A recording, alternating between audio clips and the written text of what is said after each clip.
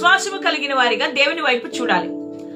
అపనమ్మకమునకు చోటు ఇవ్వకుండా దేవుడు అన్ని చేస్తాడని నమ్మి ఆయన వైపు చూడాలి.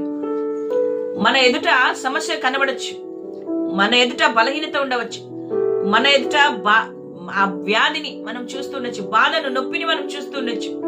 అయినప్పటికీ కూడా దానిని దృష్టించకుండా అపనమ్మకముతో కాకుండా విశ్వాసము కలిగిన వారిగా దేవుడు చేస్తాడని మన హృదయంలో నిశ్చయిత కలిగిన వారిగా మనం ఉండాలి. నా ప్రియమైన దేవుని బిడ్డలారా, మనకున్న చుట్టూ పరిస్థితుల్లో మనుషులు ఎన్నో మాటలు మాట్లాడుతుంటారు. వాటన్నిటిని వినకుండా కేవలము జీవము కలిగిన దేవుని వైపు మాత్రమే మనం చూసేవారిగా ఉండాలి. ఆయన అన్ని చేయగలిగిన దేవుడు, ఆయనకు అసాధ్యమైనది ఏదీ లేదు. ఆయన కార్యములను చేస్తాడు అని విశ్వాసము కలిగిన వారిగా మనం ఉండాలి. విశ్వాసము లేకుండా దేవునికి ఇష్టలై ఉండుట అసాధ్యము కదా. విశ్వాసము కలిగిన వారిగా, నిరీక్షణ కలిగిన వారిగా, ఆయన మీద ఆధారపడి ఆయన నమ్మి మనము చూడాలి.